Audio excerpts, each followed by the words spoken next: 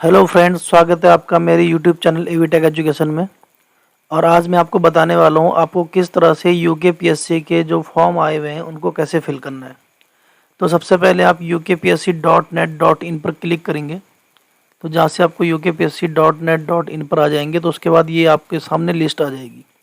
इसमें सारे फॉर्म जो आए हुए हैं वो आपको सामने दिख रहे हैं, लेकिन मैं आपको बताने वाला हूँ कि लोअर सब ऑर्डिनेट सर्विस एग्जामिनेशन 2021। बाकी सारे फॉर्म इसी तरीके से, थोड़ा बहुत चेंजेज है, कोई अलग चेंजेज नहीं है, लेकिन मैं लोअर पीसेस पे क्लिक कर रहा हूँ। तो सबसे पहले आपके पास इस तरह की एक विंडो खुल जाएगी। ये जो इंस्ट्रक्शंस आपको दिए हैं ये आपको अच्छे से पढ़ लेने हैं और अप्लाई नाउ पे क्लिक करेंगे।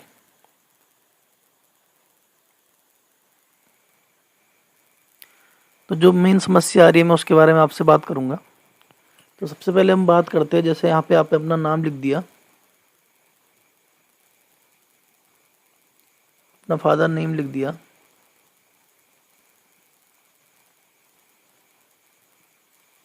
उसके बाद आपने अपना मदर नेम लिख दिया। यहाँ पे आपको अपना डेट ऑफ बर्थ फिल कर देना है।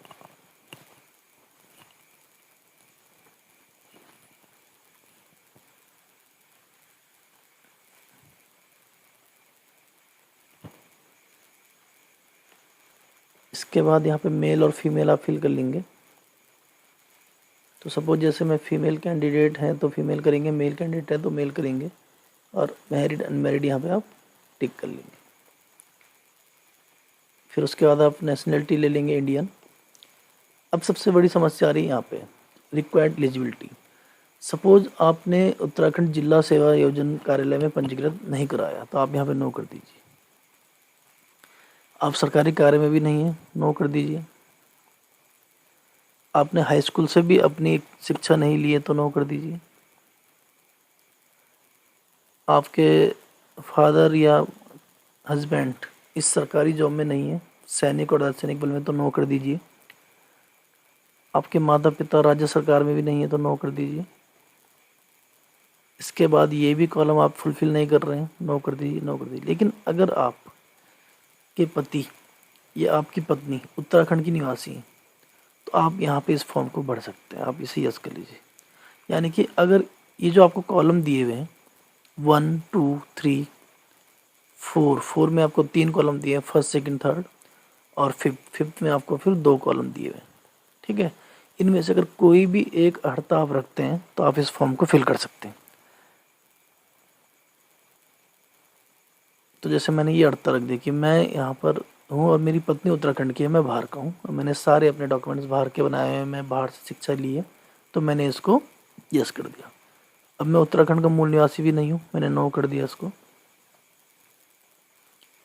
फिर यहाँ मैं कैटेगरी भरूंगा। तो देखो, अगर मैं उत्तराखंड का मूल निवासी नहीं हूँ तो मेरे को केवल और केवल जनरल कैटेगरी से मैं अप्लाई कर सकता हूँ, और अगर मैं उत्तराखंड का मूल निवासी हूँ तो मैं यहाँ पे सारी कैटेगरी से अप्लाई कर सकता हूँ। ठीक है, तो ये इसमें एक मेन चीज़ है, आप देख लीजिए।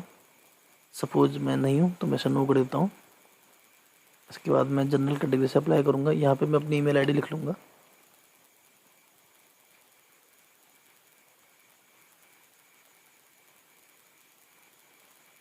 अब मैं ईमेल आईडी कंफर्म कर लूँगा।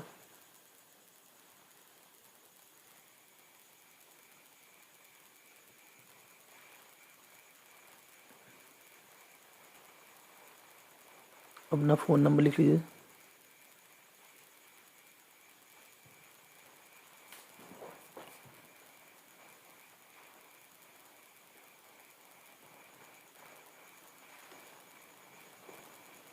यहाँ पे अपना एड्रेस,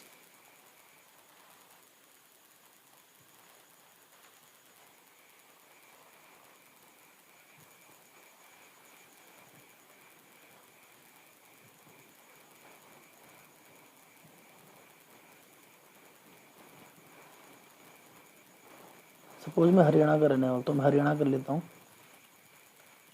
और यहाँ पे मैं हरियाणा का कोई भी एक पिन कोड डाल दूँगा।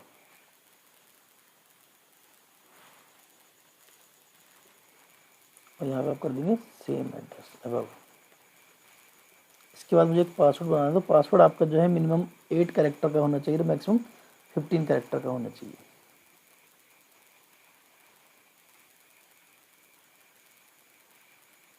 अगर आप यहाँ से कोई पासवर्ड बना लेते हैं, सपोज आपने कोई पासवर्ड बनाया ABCD@1234556, तो आपको यहाँ पे दिखेगा नहीं। तो आप देखने के लिए यहाँ पे क्लिक कर सकते हैं कि मैंने क्या लिखा है, उसको देख लीजिए, उसको नोट कर लीजिए। यहाँ से आप देख लीजिए पासवर्ड आपका सेम होना चाहिए।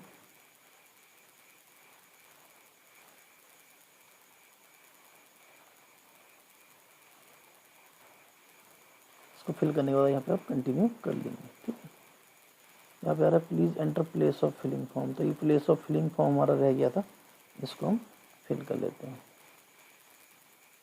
देखिए यहाँ पर आ जाएगा आपका ओके का बटन। इसके बाद ये आपको वेरीफाई करने के लिए बोला था। सारी डिटेल आप वेरीफाई कर सकते हैं, सारी डिटेल आप वेरीफाई कर सकते हैं कि आपने फिल किया। अगर आपने सारी डिटेल वेरीफाई कर ली और आपने यस किया तो आप यहाँ पे यस करके सबमिट बटन क्लिक कर देंगे। तो यू वांट टू सबमिट, आप सबमिट कर लेंगे।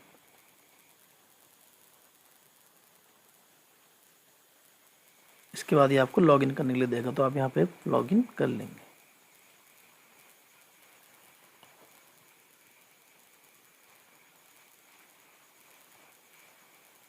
लॉगिन में आप अपना फ़ोन नंबर डालेंगे।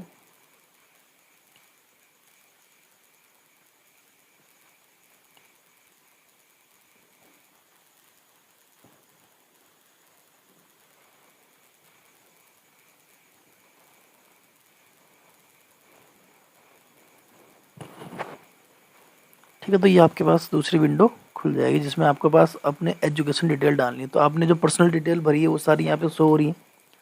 इसके बाद आप डालेंगे अपनी एजुकेशन डिटेल।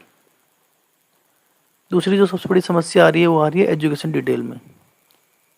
सपोज जिसने उत्तराखंड से सब कुछ किया उसके लिए तो ठीक है, वो यहाँ पे योग्यता भर लेगा हाई स्कूल, और यहाँ पे डिग्री हाई स्कूल कर लेगा। इसके बाद जो समस्या आ रही है वो आ रही है यूनिवर्सिटी बोर्ड स्टेट में।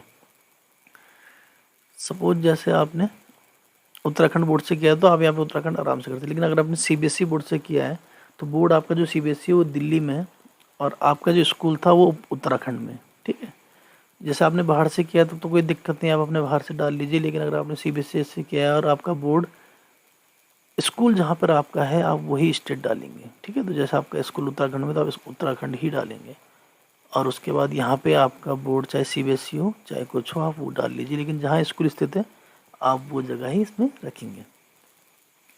इसके बाद डेट ऑफ बर्थ भर दीजिए। उसके बाद आप सब्जेक्ट भर दीजिए, सॉरी अंतिम वर्ष की जो मार्कशीट जारी करने की तिथि है वो यहाँ पे बननी है। अंतिम वर्ष की मार्कशीट जारी करने की तिथि जो मार्कशीट में लिखी हुई है डेट वो आप यहाँ पे फिल कर लेंगे। उसके बाद आप यहाँ पे सब्जेक्ट भर लेंगे और उसके बाद यहाँ पे मार्क्स कर लेंगे। जो भी मार्क्स आपको आए हैं वो यहाँ पे लिख लेंगे। सपोज यहाँ पे 600 है आउट ऑफ 800, तो आप यहाँ रख देंगे। इसके बाद आपको परसेंटेज आ जाएगा। उसके बाद आप इसको ऐड कर लेंगे।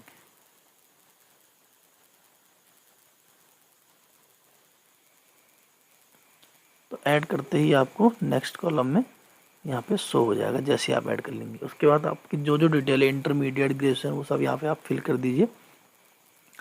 उसके बाद आपको बोला है कि आपने कानून से स्नातक डिग्री की है तो यस, नहीं की तो नो कर दीजिए। अगर आपके पास कोई भी चीज़ नहीं है तो आप नो करते हुए चलते जाएंगे। जो भी चीज़ इसमें आपके पास होगी आप यस कर लेंगे। उसके बाद आप फिल करेंगे एग्ज़ाम सिटी। एग्ज़ाम सिटी में आपके पास यहाँ पे सेंटर आ ही रहे, ये सेंटर आप फिल कर लेंगे।